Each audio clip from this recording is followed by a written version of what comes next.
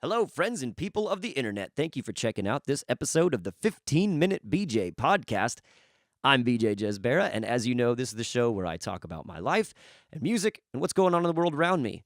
Before I begin, I just want to say thank you again to my guest from our last podcast, Brian Gower. He is a fellow musician and a podcaster. You can check out his band, Plane Without a Pilot, or his podcast, The Tone Jerks Podcast, wherever music and podcasts are available. It was really cool to have him on last month.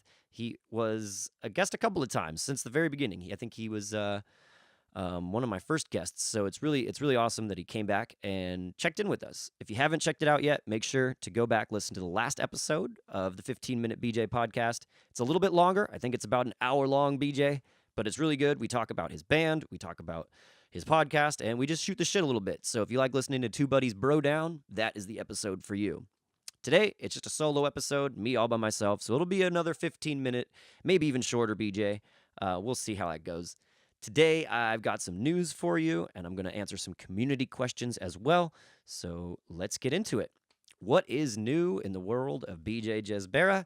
I have a new pick endorsement. So, as many of you know, I have been working with a cable company called Tsunami Cables out here in San Diego. They're really great. They were my first endorsement, and I'm excited to add a new member to that list of endorsements, Steve Clayton Picks. So you will be seeing much more custom picks from me, and also if you have any questions about their products or what they got, let me know. I would love to talk to you and be an ambassador for the brand. So thank you, Steve Clayton, for believing in me enough to endorse me and hook me up with some picks. Another bit of exciting news. Partially the reason that I was spotty last month on recording these podcasts was the fact that I was recording another project. I'm beginning the work on my newest upcoming album. I don't have a title for it yet, so it's not a working title or anything I can share with you. I can just tell you that it's on the way, and it's a big project. We're undertaking several different styles and recording studios all at once. So I'm really excited that this is going to come out. If you guys have heard my first CD, CV Soundtrack, which unfortunately isn't on iTunes or Spotify, you have to either get it from me or you can find it on SoundCloud still, I think, in chunks. But so this is going to follow the same sort of format that one took. That first CD was more of a concept album, and it was really fun. My friend Robin Whitehouse and I sat down and decided to put San Diego music and San Diego radio on blast, and we had a really good time doing it. So this time we're going to do the same thing. We're going to go even bigger, more songs, more skits, and just general bump up of quality. So I'm really excited that that's going to go on. But as I was saying, it's going to be multiple recording styles and studios going on. So it'll probably be a while before this comes out. That being said, I will be releasing things slowly as they come out, just kind of tidbits here and there to get your palate wet and get you ready to go. So be prepared for some new music coming out. Our first recording project, we recorded full band. So for those of you that don't know, I like to mix it up when I play a little bit. I don't like to be just a horse of one color. So I not only play solo, acoustic, and cover gigs, but I also have a ton of originals. And when it's time to play the originals, I like to do those a little more full band. So I have 3 different styles that I play in. We do the solo acoustic thing, and then I have a folk trio band we call BJ Jezbera and the Bad Mother Folkers. That one features Brian Hamby on bass and Indiana Delgadillo on the cajon. So it's a little bit more stripped down, still semi-acoustic style. And then we have a third project, which we still call BJ and the Bad Mother Folkers, but I think we're going to maybe come up with a new name for it because it's just a whole different vibe. We do a little 3-piece pop-punk, punk/rock band, and we still do originals, still do different style covers, but mostly originals with that full band stuff. So we started with the full band, recording 2 tracks over at Clarity Recordings with our friend Sean Tully. He's doing an absolutely amazing job recording those and making them sound great. So when those come out, we'll probably be dropping one as a single and then saving the other one for the album. Who knows, though? So keep your ears out. Be ready for a couple new tracks coming. And if you were missing this podcast last month, that was why. So hopefully you understand. That's going to do it for the news of the month. Community questions coming up now. I've got a question that was asked to me, I don't know, like a month and a half ago by my friend Daniel. He is from the Daniel Doesn't podcast. And every episode, I encourage you guys to put anything you feel or think in the comments, as well as questions. So if you have anything you want me to answer or just a random topic you want me to talk about, put it down there in the comments and I'll throw it in one of my podcasts. So this one, Daniel asked, who was my favorite skater? And for those of you that don't know, I grew up always watching what was going on in the skateboarding world. I was never very good, but I've always been absolutely enthralled with skate culture and the skate world. So it's fun to push around. I don't try to I don't know, go extreme anymore, because now that as I'm older and a little bit more fragile and a musician where I work with my hands, I don't think falling down is quite worth it anymore. So, unfortunately, I'm not quite as heavy into the skate world as I used to be. Still watch a ton of skate videos, though. So, I'm excited that you asked that. My favorite skater, I would say, there's it's hard to say who is like the best and my favorite of all time, because there's so many out there, but I would say probably just on merit of style and tricks and personality and just overall like the human being that he is. Rodney Mullen is my favorite, and there's not really much you can say that would argue against that. Rodney Mullen is amazing. Um, if you don't know his story, he's an amazing skater, and he's overcome a lot of trials and tribulations along his way. So, um, but his flatland tricks are what revolutionized, I feel, street skating in particular, because before Rodney Mullen started putting out videos and becoming a more prominent face of skateboarding, skateboarding was pretty cut and paste. You could see everybody kind of doing the same stuff, but then he came out and just put skateboarding on its ear. And because of him, we have so many great new tricks and a great new style. And again, he's just an awesome dude. Like, you wouldn't be let down to look up to him, I think. Current skaters, though, I would say Jamie Foy. He is killing it. And a reason I like him is because he's a big husky boy skating. He's getting a little thinner, but when he first started coming out on the scene, he was a big boy. And it's amazing to see big boys jumping, grinding big rails, hitting big gaps and shit. It's just amazing to see a big boy skate like that. So Jamie Foy, I think right now, is my current skater of choice. But I'm also really stoked right now on the skateboarding community, because it seems like a lot of old skaters who maybe have fallen from grace have come back. And that it's really cool to see that, because most of these people, all of these pros, start as kids really young, like in their teenage years and even earlier. So to put so much pressure on them as a professional anything, I feel like is a lot to handle. And you see a lot of them crack, and they start to screw up in interviews, or they start to develop drinking and alcohol and drug problems. And you see them go down like a rock star path, and then they disappear for a while. And when they all disappeared, most of us said, yep, that's probably it. But now they're coming back in their late 20s, in their 30s. They're coming back and they're starting to skate more.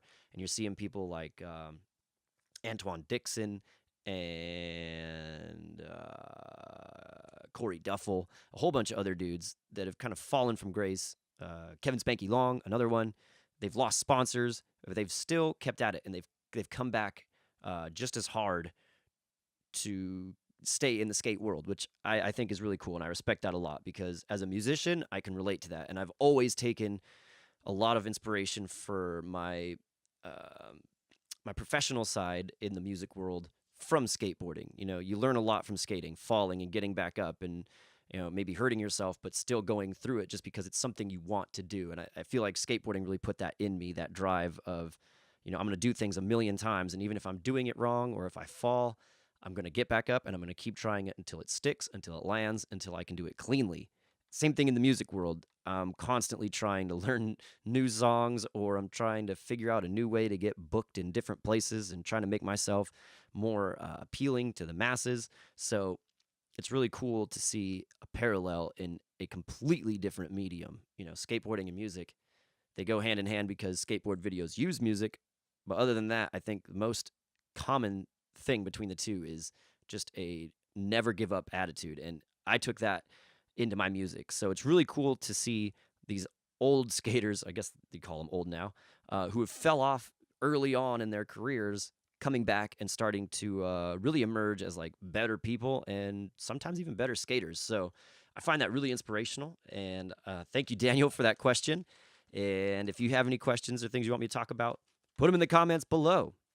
That does it for the community question section. Hopefully, as this podcast goes on, we'll get some more and it'll become a bigger thing because I want this to be, like I said, a community. So if you have any questions or comments, put them down there and I will address it. Next bit of news, we've got show dates. This month, I've got a lot of Tipsy Crow dates coming up. So on Wednesday, the 3rd, which is today, I'm doing Tipsy Crow from 7 to 9 p.m. and then hosting Mixed Mic Night upstairs in their lounge from 9 to 11 p.m. So if you hear this podcast today and you have time to come out tonight, come out, check out the Tipsy Crow, and check me out playing from 7 to 9 and hosting Mixed Mic Night from 9 to 11. Then the next show is going to be on September 14th, again at the Tipsy Crow from 2 o'clock to 5 o'clock. Then on the 17th, Tipsy Crow from 7 to 9 p.m. Then on October 20th, I'll be playing at Mr. Peabody's up in Encinitas with my friend Sonic Tonic. They've invited me back to come open for them again. I'm very excited. If you feel like a little bit of a road trip, drive on down to Encinitas and check us out. We'll be playing there. I think music starts at 8:30, so come early.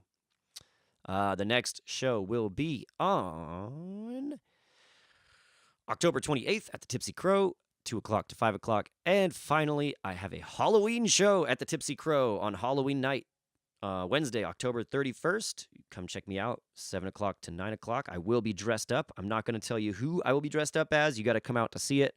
So come on down, bring your costumes. Let's have some fun. I'm probably going to bring a candy bucket for those of you that come out on a Wednesday night to hang out on Halloween. So come check out the Halloween show at Tipsy Crow. That's all the shows I've got planned so far. If anything adds, I will be sure to put that into another episode. Another exciting thing that I'm doing, not necessarily music related, but if you are a fan of the game Clue and Murder Mystery, at the Tipsy Crow on the 24th of this month, which is another Wednesday, we're going to be holding a mystery murder party. It's our first one. We really want to make it a big deal, so come on out, get dressed up for it. There's information on the Tipsy Crow Facebook page in their events section. Look for the Tipsy Crow Murder Mystery Party on the 24th. It's going to be a really good time. I'm hosting that, and we're going to be giving out lots of prizes and having food and drinks all night. So come check out the Tipsy Crow Murder Mystery Party on the 24th. That's enough about that. And now it's time to start wrapping up the episode. So before I go, I'll always like to play you guys a little song before we end it. If I have a guest, I like to play you some of their music. Tonight, no guest. So I am going to play you guys a song from my favorite band of all time called the Misfits. I figure this is very fitting music for October. I'm going to keep the music kind of spooky all month. But this is the first song of the month, so I'm going to kick it off right. This is the Misfits, Halloween. Bonfires burning bright, pumpkin faces in the night. I remember Halloween, dead cats hanging from poles, little dead are out in droves. I remember Halloween, brown leaf vertigo, where skeletal life is known. I remember Halloween, this day anything goes, burning bodies hanging from poles. I remember Halloween.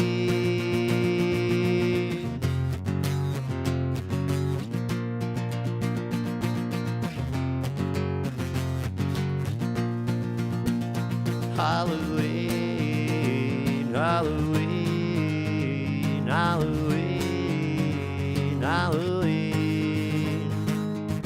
Candy apples and razor blades, little dead are soon in graves. I remember Halloween, this day anything goes, burning bodies hanging from poles. I remember Halloween, Halloween, Halloween, Halloween, Halloween, Halloween, Halloween, Halloween, Halloween, Halloween, Halloween, Halloween.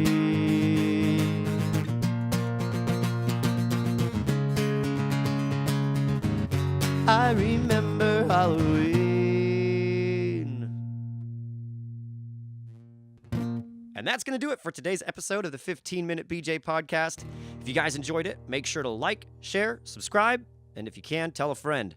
That was the Misfits, Halloween, and I'm going to keep the song spooky for this month, so if you like it or you have any suggestions for the next one, make sure to put it down in the comments below. I will see you guys next time. Y'all stay spooky.